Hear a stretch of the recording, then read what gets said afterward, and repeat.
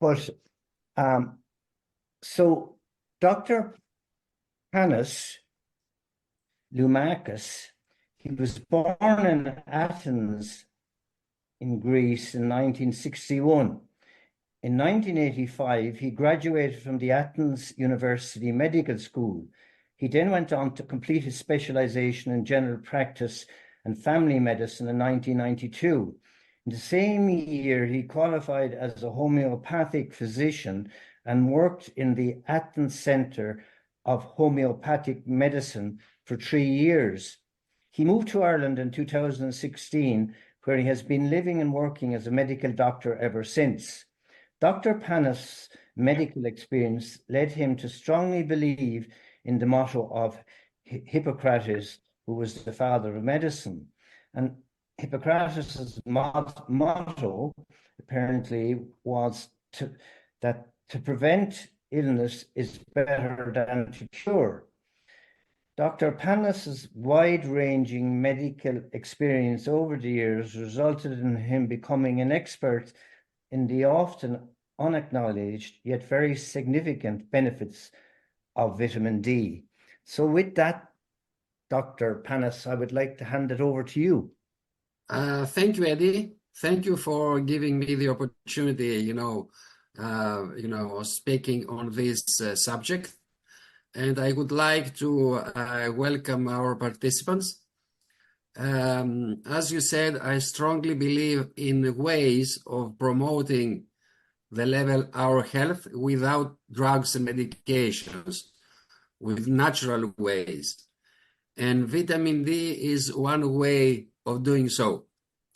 So I'm going to start my presentation now. I have some slides to guide me through my presentation. And I'm going to share my screen with you. Just give me a second.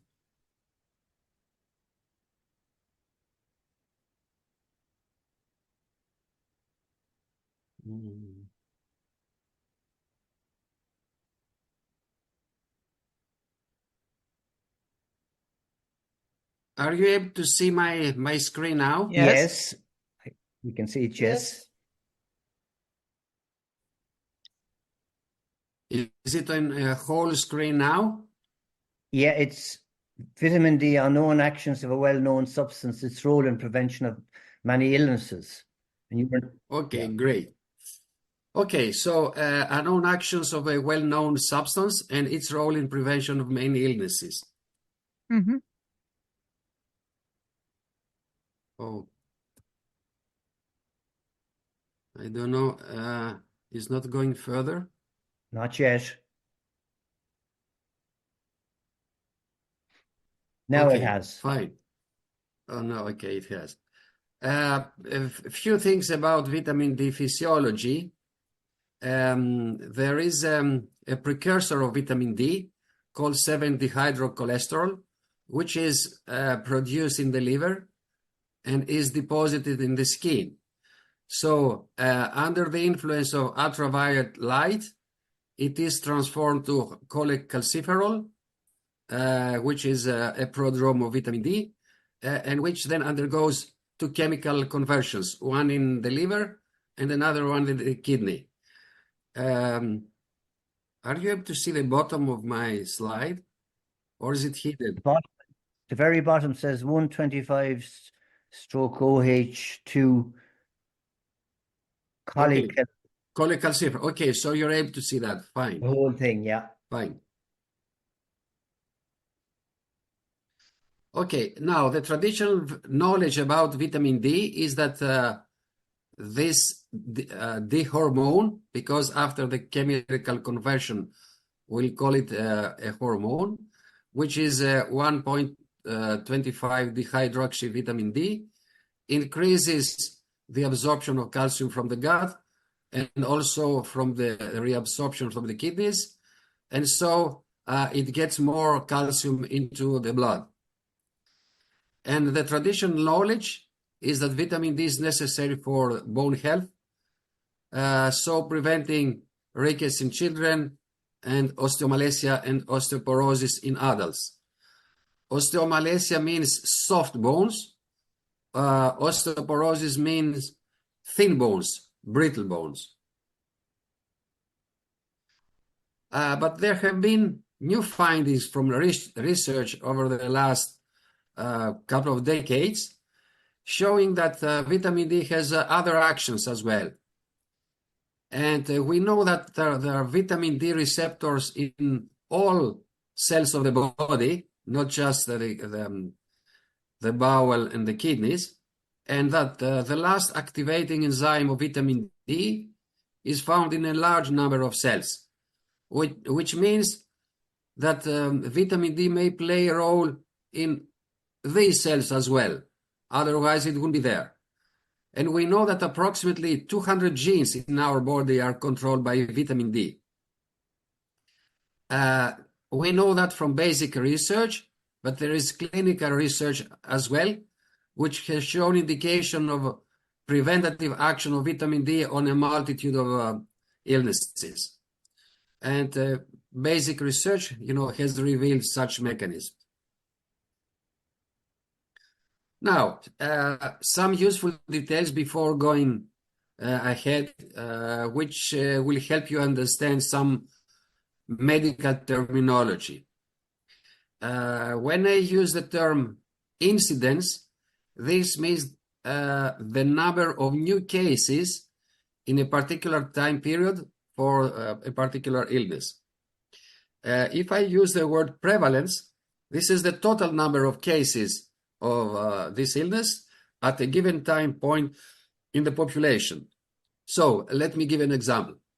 In a population of 5 million people, which is around the population of Ireland, let's say there were 4,000 new cases of prostate cancer in 1 year, and a total number of 40,000 patients living after a diagnosis of prostate cancer, using either chemotherapy or radiotherapy or after a surgical operation in the same year. So in this example, the incidence is 4,000 by 5 million, that is 8.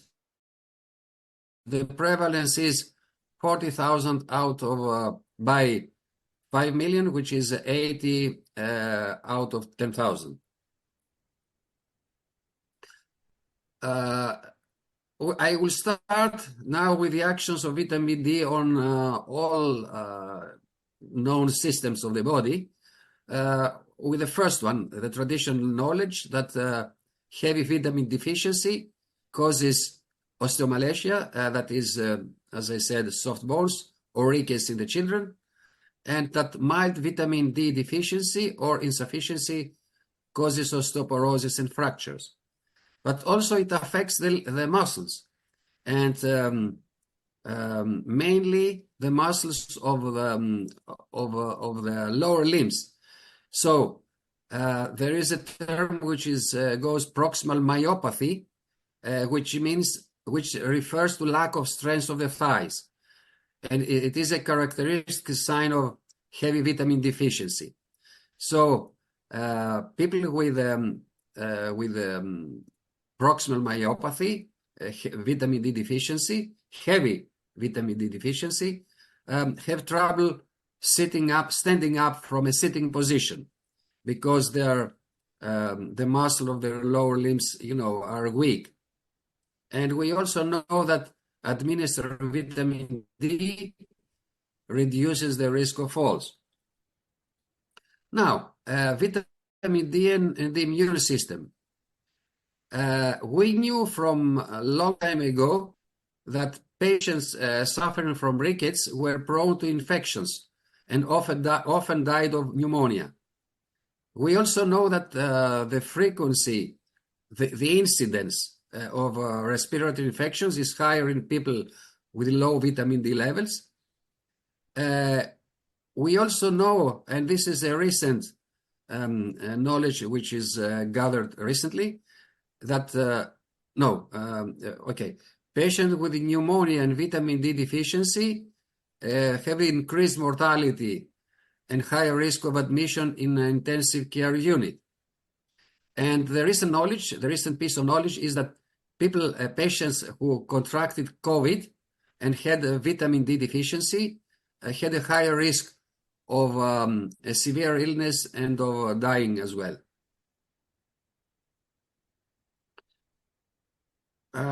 We also know from epidemiology that the incidence of viral respiratory infections and influenza, peaks in late winter.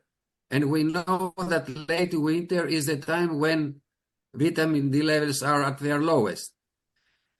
We also know that supplementing with vitamin D reduces the incidence of these infections. And we also know that from clinical research that supplementing children with recurrent middle ear infections reduces the rate of recurrence.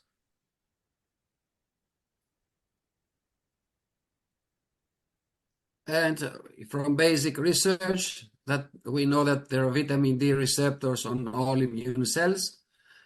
A class of cells of the immune system are known to be activated by vitamin D, and an antibacterial protein produced in another class of cells of the immune system, is produced with the help of vitamin D.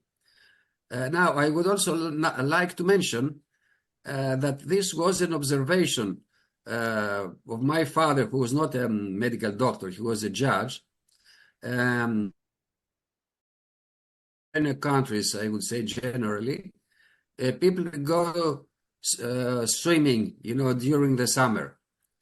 And my father observed that whenever he went for swimming in the summer, the frequency of respiratory infections he got and viral infection during the winter was lower. And he attributed that to some element in the sea, possibly iodine. But we know now that it has nothing to do with the sea. It had to do with the fact that since we go swimming in a bathing suit, which means that we expose our whole body to solar radiation, this produces a lot of vitamin D, and the high levels of vitamin D over the following winter prevent severe respiratory infections. And here is a drawing where activated vitamin D binds to the receptors on the cell and promotes the synthesis of an antibacterial protein, cathelicidin. Now, vitamin D and cardiovascular disease. From epidemiological data, we know that the incidence of CVD rises in winter when vitamin D levels lower. It also rises with the geographical latitude. So the further we go into the north, the higher the incidence of CVD. And also it lowers with altitude, because high in the mountains, there is less, the ultraviolet radiation is stronger, so more vitamin D is produced in people living in the mountains. And comparing, there are two studies, one from the USA and one from Denmark, showing that people who had lower vitamin D had a higher risk for heart disease.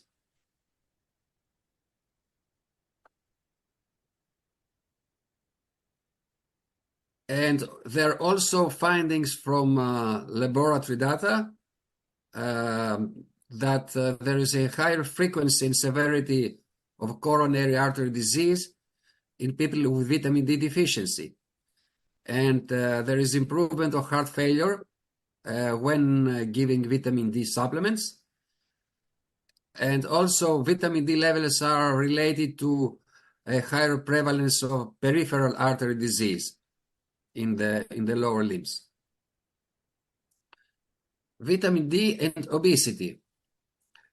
We knew from a long time ago that moving from high to planes, this increased body fat.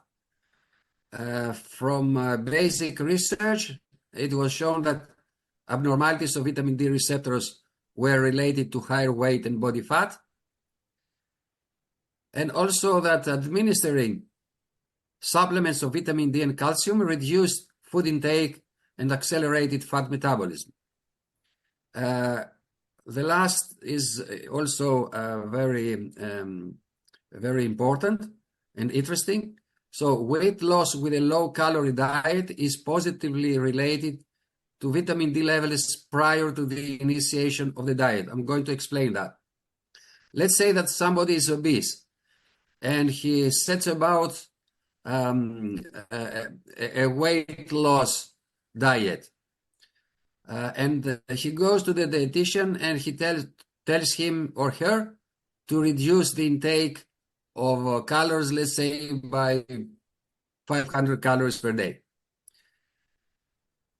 The higher his or her vitamin D levels are prior to starting this weight loss program, the more effective his effort at losing weight will be. So with exactly the same subcaloric diet, people who have higher vitamin D levels, normal vitamin D levels, are going to lose more fat and weight. So I think this is very interesting particularly for the women, the ladies. Vitamin D and diabetes type 2.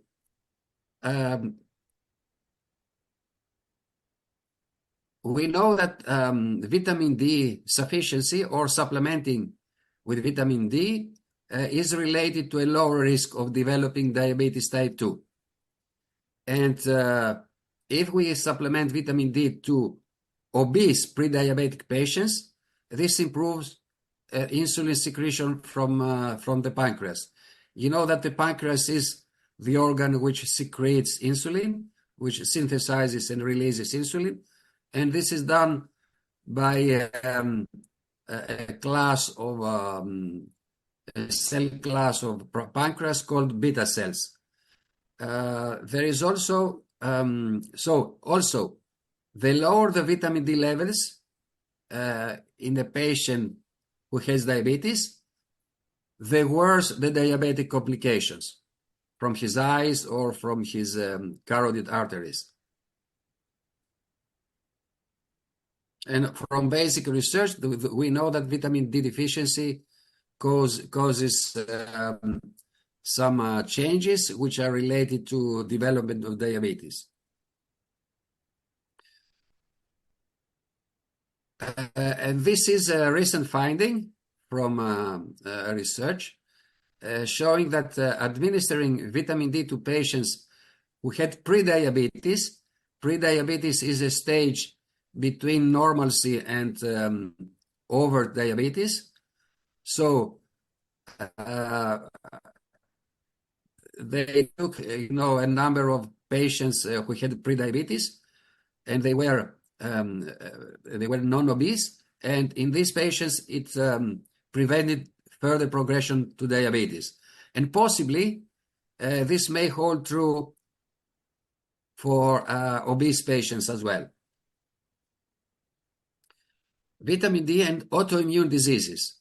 Autoimmune diseases are diseases in which the body produces antibodies against itself, against various cells of itself.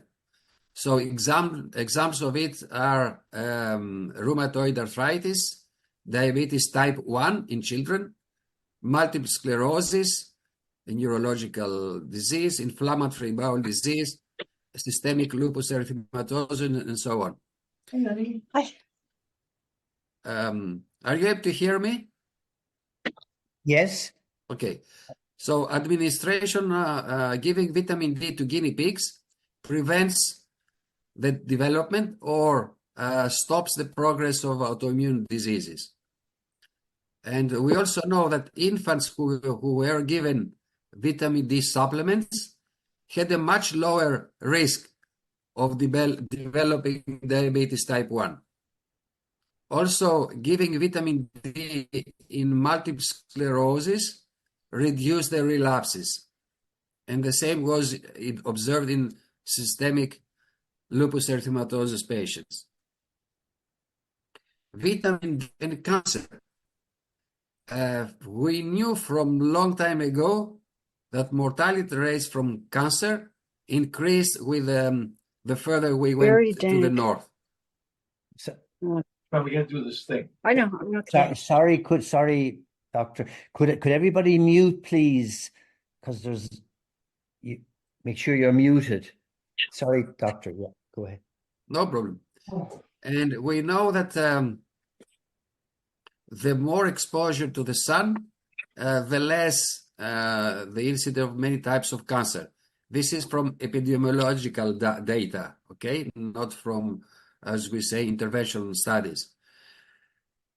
Now, you may ask, okay, that we know that melanoma, which is a very severe skin cancer, develops mostly in patients who are exposed to sun radiation.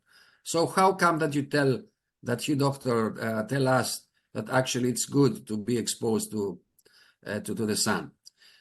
So there was a reanalysis of these studies from a university in the UK, which showed that it was actually the correlation of melanoma and solar radiation showed up because there was a link which was skin burning. So it was the patients who had skin burning, sunburn incidents in the past who developed melanoma in the future. This was, as we say, the confounding factor. But if people are able to expose themselves to the sun, to the sun radiation, without getting sunburned, then the risk of melanoma doesn't increase. And we know that there is a reverse association of vitamin D levels and development or mortality from cancer of breast, colon, rectum, prostate, and ovaries. And from epidemiological data, we know that is a high risk reduction of cancers with high vitamin D levels. There are also some interventional studies where people were given an amount of vitamin D, 1,100 international units, and calcium for 4 years, which reduced the incidence of cancers. It seems that the optimal vitamin D levels for preventing cancer should be higher than the cutoff points which have been used so far for, let's say, avoiding osteoporosis and fractures. But we don't know for sure yet, the optimal levels, although it seems they should be above 75 nanomoles per liter. I'm going to show both ways of measuring vitamin D because there are different units in, let's say, Ireland and other countries, let's say Greece.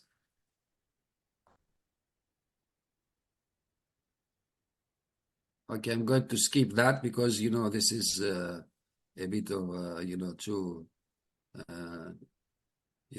difficult to understand maybe for lay people. Vitamin D and respiratory diseases. We know that high vitamin D levels in asthma are related to better pulmonary function, less overreactiveness of the airway, which is a hallmark of asthma, and better response to treatment.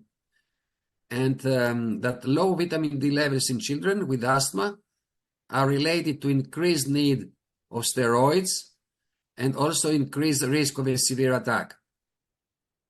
Now, in people with COPD, which is chronic obstructive pulmonary disease, usually patients who are smokers, there is a relation of vitamin D levels and markers of pulmonary function.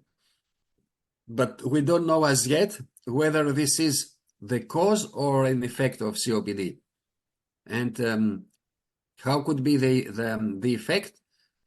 Since people with COPD are more weak and more frail, they tend to stay indoors, which reduces, of course, their levels of vitamin D.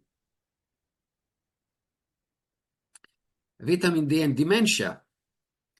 Vitamin D levels which are low are associated with low scoring on neuropsychological tests in old men and women. And there are two studies, one from the USA and one from Italy, showing that people with vitamin D deficiency had a higher risk of developing dementia in the future. From basic research, we know that vitamin D increases the density of hippocampus in guinea pigs. Hippocampus is a part of the brain which the shape of which is similar to a hippocampus, this sea animal, and which is responsible for storing information in the brain, storing and later recalling.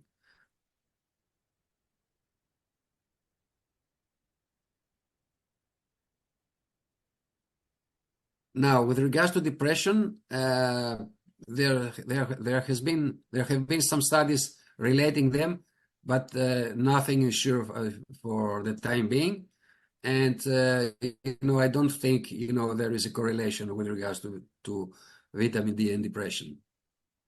But there is a correlation with Parkinson's. So people with low vitamin D levels have a higher rate of developing Parkinson's in the future.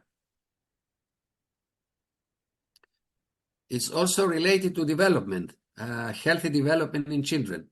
So infants who were born to mothers sufficient in vitamin D had a better cognitive and psychomotor development if compared to those of mother deficient in vitamin D. Also, deficiency in adolescent girls is related to lower height and higher weight. And there are some strong indications that when there is a genetic background, if vitamin D deficiency is added on that, this increases the risk of development of autism. There is a correlation with other illness as well, that is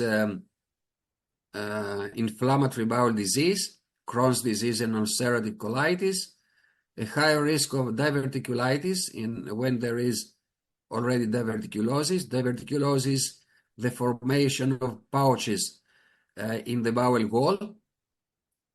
Periodontitis, which is inflammation of the bones in which the teeth are rooted, and more tooth caries as well.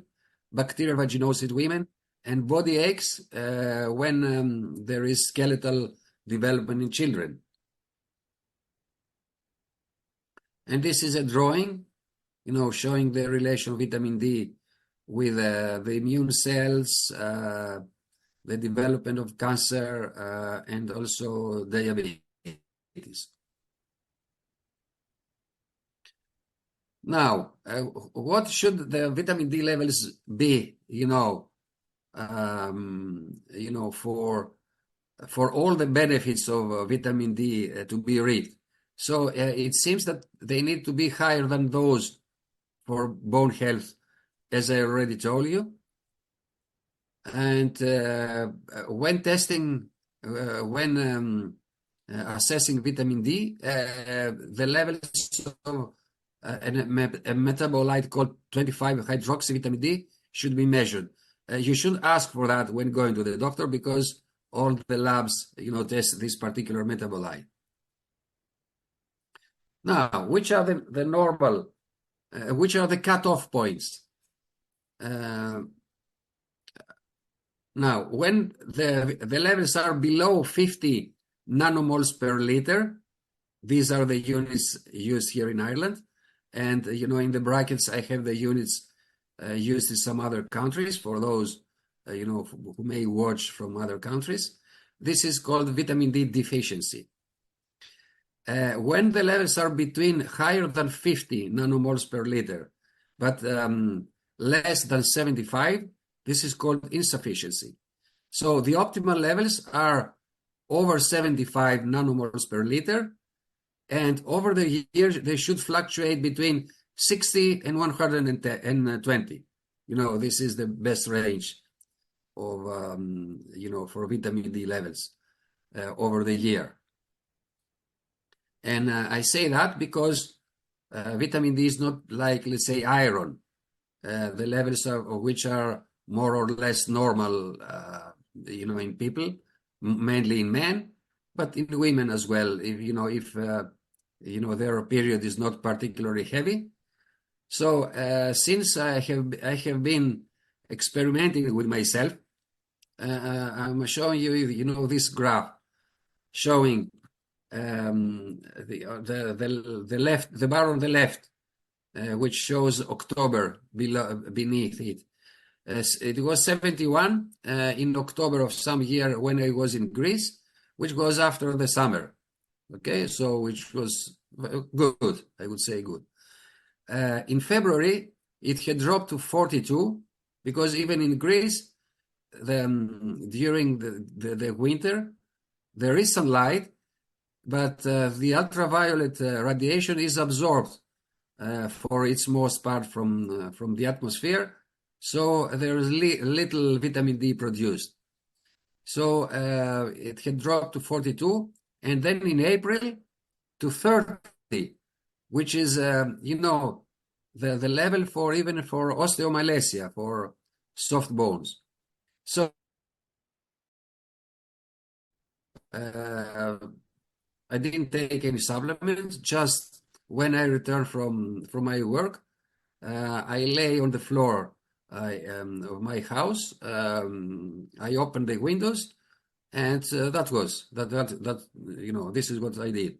And it rose to 75 in June, and then during the summer further to 90. It didn't rise that much because I don't like too strong, to go for swimming under strong sun. So I tend to go late in the afternoon, and this is the reason why it didn't rise, very much. Then in October it dropped to 62, and then I made an experiment taking 6,000 units per day, which is a very high amount, and it rose to 172 with no side effects, however. So, with regards to epidemiology of vitamin D, the rates of vitamin D deficiency or insufficiency are so high internationally that it has been called the 21st century pandemic. And many experts attribute the high rise in the prevalence of diseases like cardiovascular, cancer, dementia, etc., to this generalized vitamin D insufficiency. And let me show now this graph, which is from a study in the UK some years ago, showing with a cutoff point of 50 nanomoles per liter, which is the cutoff or the threshold for deficiency. And on the vertical axis, you can see the percentage of patients, so 20, 40, 60, 80, and so on. On the horizontal axis, the population is broken down to age groups. So you can see from 1.5 to 4.5, 4 to 6, 7 to 10, 11 to 14, etc. The black bars are for men and the white bars are for women. And you can see that there are high there is a high percentage of deficiency in many age groups. Let's say, particularly as people age, you can see that the bars are higher the older people become. So let's say in the 65 to 74 age group, women are deficient at a percentage of 50, and when we go to the age group of 85 plus, it's more than 60%. But there is something which is very strange. I would like to draw your attention to the age group of 19 to 24, which shows a very high percentage of deficiency, which is around 70%. Okay, you can see that, I'm going to explain the reason for that later, because you wouldn't expect from young people to be that deficient. So, which are the risk factors for developing vitamin D deficiency or insufficiency? Of course, lack of exposure to the sun, a high latitude, because there's no synthesis at all in winter at locations which are higher to 72 degrees. Sunscreen use, because a sunscreen with factor of 15, more than 15, almost blocks completely its synthesis.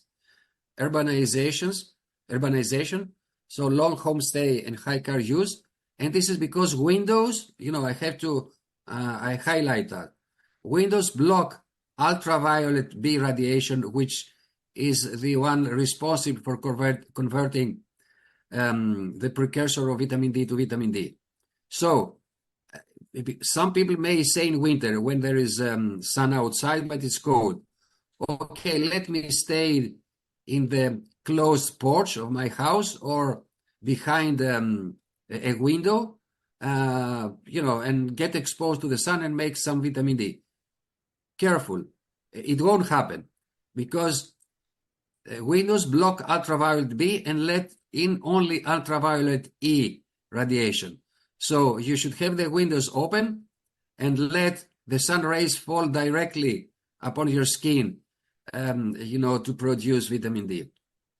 At old age, the synthesis of the precursor of vitamin D is lower, and also they stay at home or in a nursing home. There are some drugs which increase vitamin D deactivation. Now, from diet, with regards to diet, only fatty fish are a rich dietary source, unless it's fortified. In obesity, vitamin D is absorbed by adipose tissue, so the levels are low. And there are some chronic diseases causing increased stay at home. Also, skin color black or of dark complexion, because the skin pigment, melanin absorbs ultraviolet B. Migration. So people, let's say from tropical or subtropical areas, India, Pakistan, going to northern countries, they make less vitamin D because they absorb more ultraviolet radiation. Dressing habits. People who cover their whole body, some Muslim women, and this blocks synthesis. The season, of course, during winter. Gender, because women are at higher risk because of increased requirements during pregnancy.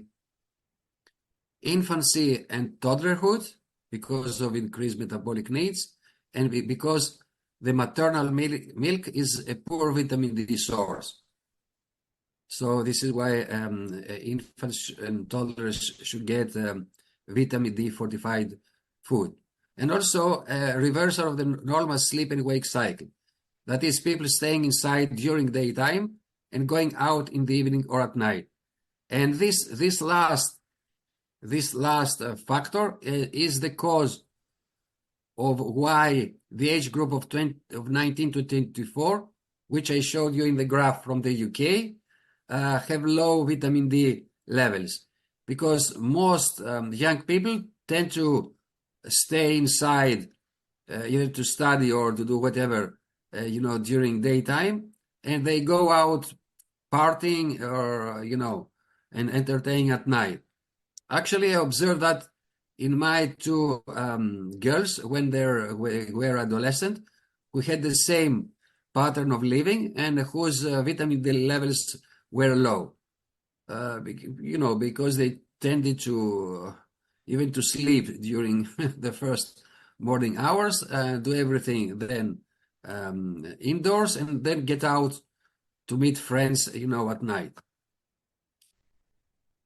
So, with regards to the content in in vitamin D from different sources, so solar radiation, half MED is minimal erythemal dose.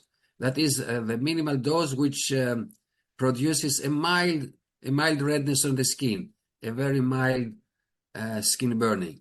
So half of that dose, so well below the skin burning threshold, produces 3,000 international units. And then you can see that white salmon is the richest source. Farmed salmon is less than that. Sardines less, and and below the other food items. So which should be the level? How many? If you ask me, how many units should I take to maintain normal levels? So for the age group from 1 to 70, 600 units, and over 70, 800 units. However, that said, some people may need higher doses, that is 2,000 units, for the optimal levels to be achieved and maintained. That is the levels related to cancer prevention, cardiovascular prevention, autoimmune disease,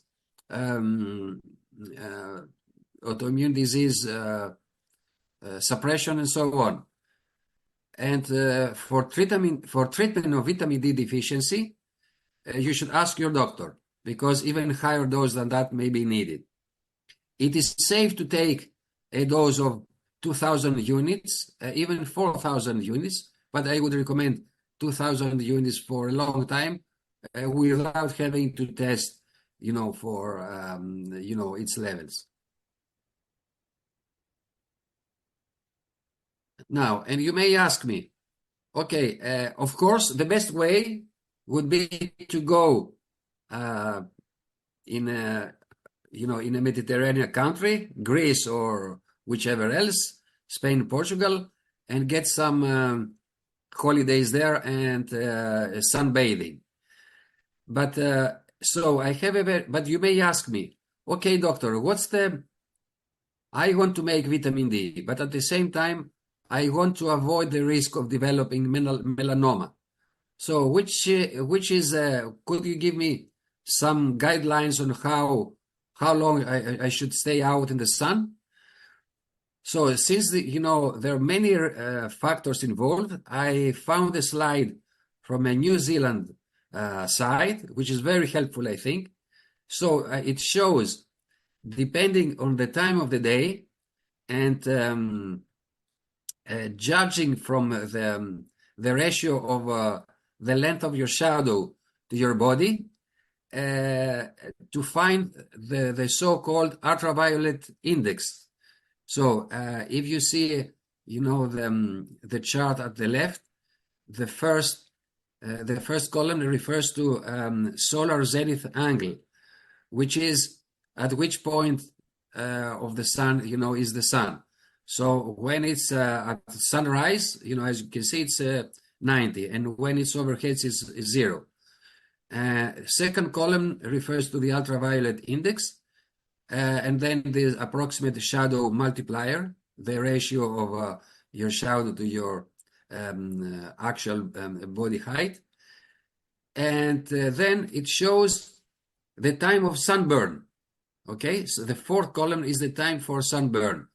So If you have this chart, you can see, you can judge, and tell how long you should stay. But what I have to say, let's say, even in the worst, let's say, case scenario, that is, if you go out for swimming in the sea and sunbathing at midday, when the index is the highest, 15, and you need even 12 minutes. In 12 minutes, you can get sunburned. But so, which means that you have enough time. If you sunbathe just for 10 minutes, even under the strongest sun, you are not going to be sunburned, and you are going to make a lot of vitamin D. And actually, this is what I do during the summer. If I go for some reason during midday, I cover my head, of course. I stay and sunbathe. I lie on my back for 5 minutes, and then I turn over and lie on my stomach for another 5 minutes, which is 10. And after that, I get under the umbrella. I apply a layer of sunscreen over my whole body, and that's it. I avoid sunburn and also make a lot of vitamin D. And an important piece of advice is that for everybody to get these benefits, vitamin D is very good at preventing the illnesses which I told you, but may not be so good at halting the progress once they have developed. So you'd better prevent something from developing than trying to stop it once it has developed. And this is in line with what Hippocrates said, that prevention is better than cure. And with this picture of a happy couple in sunbathing in some at some beach somewhere in some tropical or subtropical country, I would like to thank you for your attention, and I'm ready to hear your questions. Great, Doctor. That was very interesting. And maybe if I just ask a few questions to start with, and then other people might have questions.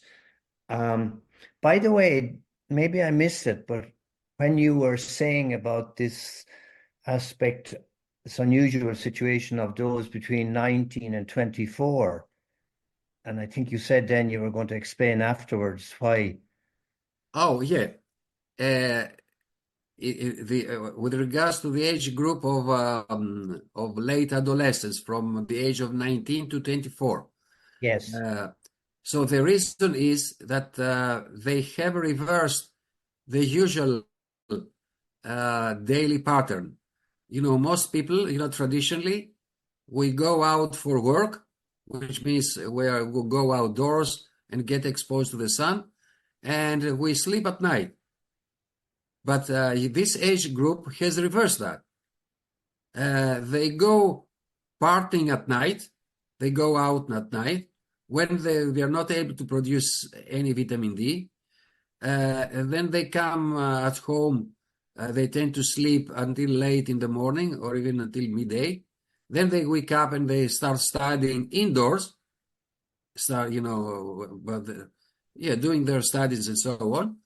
And they go out in the evening, which means they have no opportunity of getting exposed to the sun and producing some, a considerable amount of vitamin D.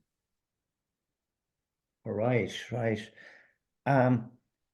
So the other thing, I was also very interested when you were speaking about people during the COVID and they go to hospital, and those that would end up in intensive care compares to those who didn't, and those who had good amounts of vitamin D were less likely to end up in intensive care than those who didn't.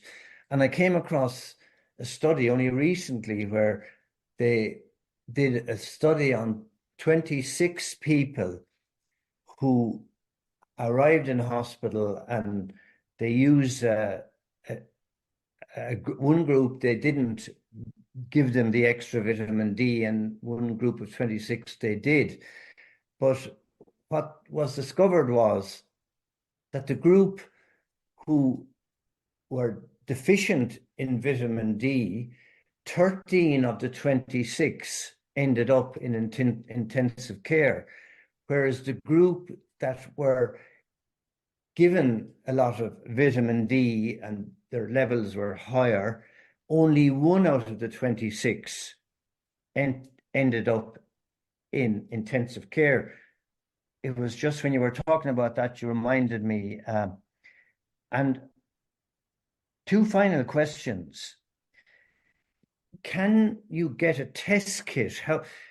Do you always have to go to a doctor to be tested for your vitamin D level, or can you buy a test kit on the internet, or what would you advise? I would advise to go to your doctor. Right. Actually, most, I would say all the labs, the laboratories of the hospitals here in Ireland, they do measure vitamin D levels. So when you go for your routine checkup to your doctor for everything, for full blood tests, just ask him to include vitamin D, in the panel of the tests. Well, that's great, because I happen to know a very good doctor who happens to be my doctor, and it's Dr. Lumakis, actually, from Greece. So yes, yeah. Maybe if Dr. Lumakis would finish the presentation and the sharing of the screen, we would see you both in a bigger picture again. Oh, thanks. For Very the recording. good. Oh, okay. Yeah, you're right. Yeah. Thanks, Marianne. Very good point. Okay, good. Yeah. Great. Can you see both? Can you see me when I'm speaking? I think you can now. I know. Yeah, great. That's great. Thanks, Marianne, again. And so that was one question you've answered there. And the final question I have is there a danger that somebody would end up with too much vitamin D? And if so, what would that danger be? Okay. If he takes, too high an amount of vitamin D, which is, I would say, let's say 10,000 units per day for a long time, he may develop, because of too much calcium, he may develop kidney stones. Right. Or a condition called hypercalcemia, which means too much calcium in the blood. Okay. This also can happen in some cases where the patient has some conditions like let's say, a rare condition called sarcoidosis, or in some cases of tuberculosis, but we know these are rather rare today, or in another condition called primary hyperparathyroidism, okay, which is let's say a hormonal disorder. So of course you should consult with your doctor before taking high supplements, okay, because if we talk about normal amounts of vitamin D, that is 2,000 to 4,000 per day, I would recommend 2,000 per day. There's no risk at all. There's no risk at all, unless there is an underlying rare condition, one of which I told you. Right. But of course, usually people would know if they have this condition, either sarcoidosis or primary hyperparathyroidism. but for the vast majority of patients, they can safely take, you know, from 2,000 to 4,000 vitamin D supplementation in the range of 2,000 to 4,000 per day. Right. And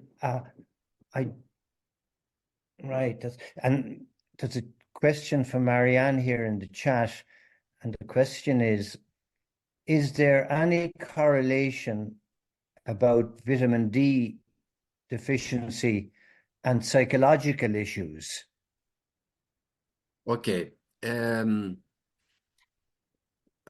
When you say she asked about psychological issues, I imagine she's referring to depression, low mood. Okay. Mainly, yeah. Correlated, Sorry? mainly depression correlated with burnout syndromes.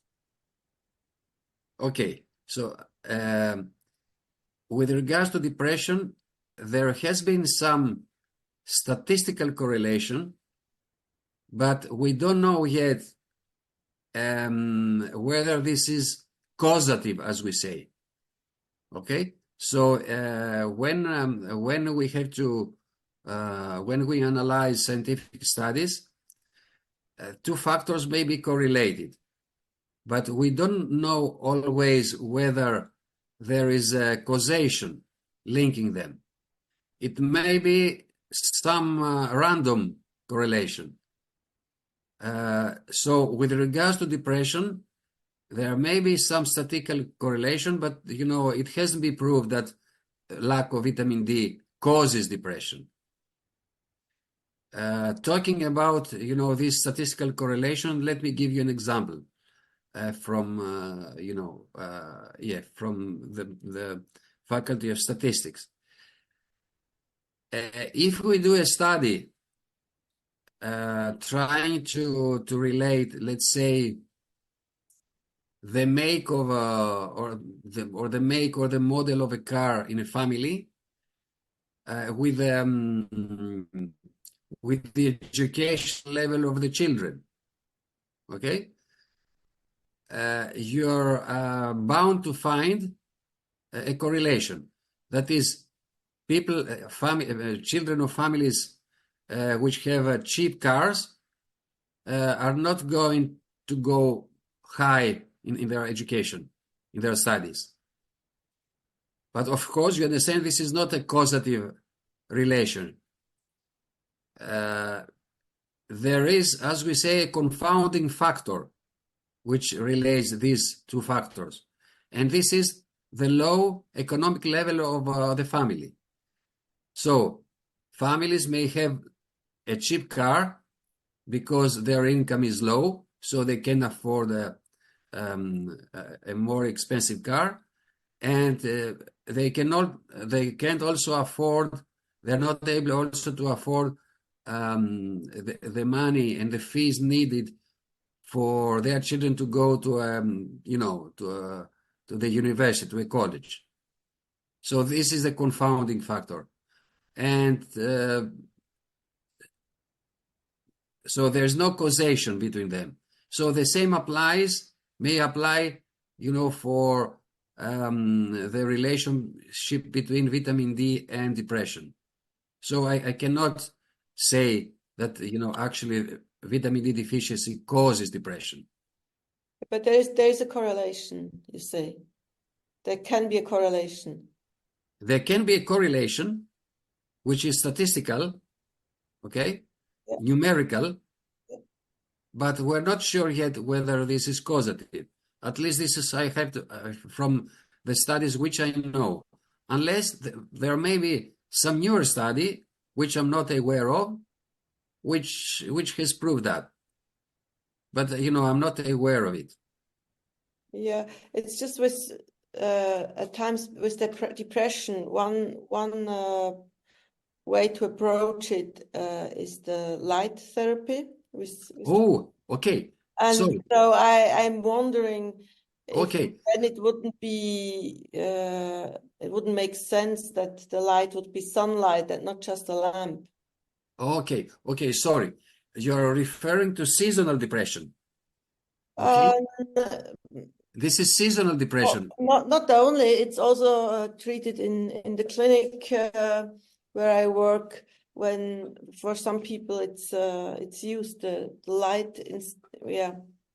Okay, maybe I don't know, but as far as I know, this is called seasonal depression, as we say, the winter blues, and this is treated with light, but it's not vitamin D production which let's say reverses the depression, which ameliorates the mood of the patients, but it's the light itself. So the lights, falls, kicks off, some mechanism after getting into the eye of the patient, which alters, which produces some neurotransmitters, let's say serotonin and etc., which improve the mood. But it's through a different mechanism. Okay. Mm-hmm. One just other question, Doctor, I wondered about. Obviously, it's not that there is more and more information coming out from medical circles and maybe even governmental circles about the importance of vitamin D, but there still seems to be a sort of a resistance. In other words, during COVID, for example, governments and the media were putting everything on the question of vaccination. And what I'm wondering is that there aren't more emphasis also put on the importance of vitamin D. Like, you've shared a whole lot of information now that I wouldn't have been aware of. And I'm sure a lot of people are not aware, as they might otherwise be, of the importance of vitamin D. And I just wonder, is that something that the medical profession in general is opening up to more, that there are these other ways of helping as well as the medical way? Okay, I will be open to that, Eddie. I will be honest. Sorry, you would be? I'm going to be honest, to give, make an open statement on that. I believe that unfortunately, since a big part of the current scientific studies are driven by pharmaceutical companies, there seems to be natural ways of promoting health are underrated. Because you understand that, the pharmaceutical companies are going to make money from research and studies showing that the drugs they're producing, they're manufacturing, they're doing good. And of course, this may be true. This may be true. But the importance of natural ways of promoting health and preventing disease should not be underplayed and